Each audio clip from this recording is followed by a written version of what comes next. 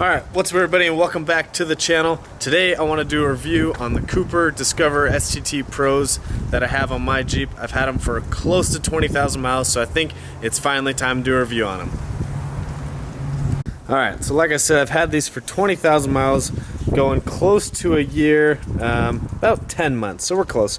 But I've got a lot of highway miles on them, I've got a lot of street driving miles on them, I've got a lot of cross-country miles on them, I've got a lot of wheeling miles on them. You can see this is the one that I had up front. If you look at my previous videos, it started to wear a little unevenly because I just hadn't rotated the tires on time, so that one got a little slight wear, and I think the main cause of that, besides the alignment, was that my drag link flip kit, the bushing on it actually is going out on it.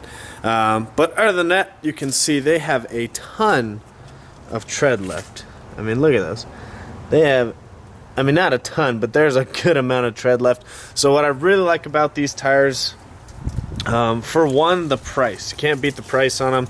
They're about $50 cheaper than a comparable Nitto or Toyo.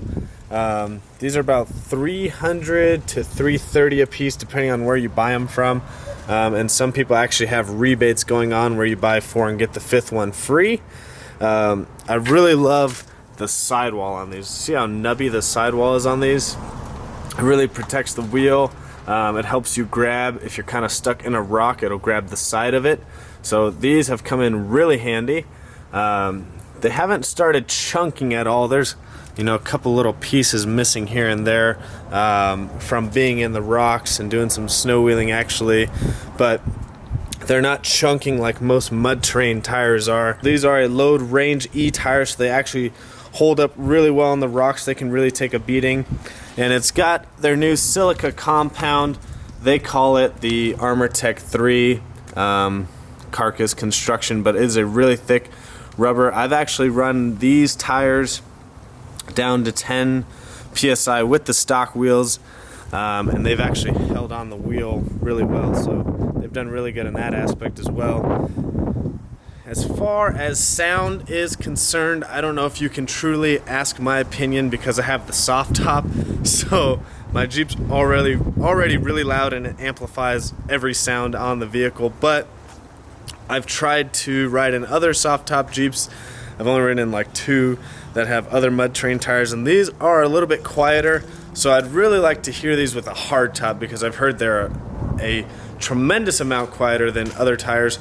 So as far as how aggressive of a mud terrain tire these are, they are actually a lot quieter. I don't have direct comparison because I never had the hard top when I had these tires, but from what I've read and what I've talked to people about, they are a lot quieter than your normal mud terrain tire, especially for how aggressive these are. So as far as air pressure wise, if you run them about 30 psi, you're still pretty good, but I've found that about 25 to 26 psi has been the best. I've run lower than that, but I went back up to about 25, 26 psi, and actually they are ride very comfortable being at that air. Usually when you go have someone mount them, they air up the tires to about like 40, 45 psi, and you'll notice the tire will ride really rough. I remember when I got mine put on, I was like, what the heck is going on? These things ride like shit. I thought these tires were supposed to ride really good, and it made my lift feel like that was the problem also. But then I read that you should air them down because it actually makes these mud terrain tires wear more evenly instead of being rounded.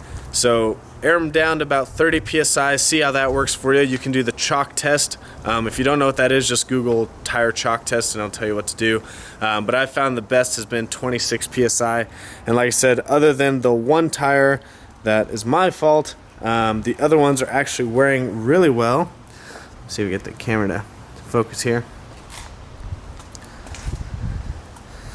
So you can see they're wearing really well, really evenly. And like I said, for 20,000 miles, they have a lot of tread left on them. They do really well in the snow. I know that's another main concern is people's question how these mud terrains do in the snow, and they actually do very well. A lot of mud terrain tires don't do well in the snow because the snow just gets compacted into the tread design instead of pushing the snow out or pushing the water out when it rains. These actually do pretty well at that. I'm not sure why. I'm sure there's a reason, but I don't know why. So they actually do really well in the snow and in the rain for being a mud terrain tire. Like I said, these are 37 by 13.5 on a stock wheel. Some people don't like that. Some people don't recommend it. I've had no problems with it. I just run 1.5-inch spacers. I know of a guy that runs 40 by 13.5 on the stock 17-inch Rubicon wheels, and he has no problems either. So, do what you want, get aftermarket wheels, but I like the look of the stock wheels, plus I wanted to spend the money on wheels on other parts on the Jeep. So eventually I'll be getting bead locks, but for now they work pretty well. Like I said, I've had these down to 10, 13 PSI, and they've held the bead just fine. So you can go 37 by 13.5 on a stock wheel. I've had it 20,000 miles, no problems. The only thing is you will still rub the control arm just a little bit down there. You can see it. It rubs on full turn just a little bit. Other than that, with 1.5-inch spacers, they do really well.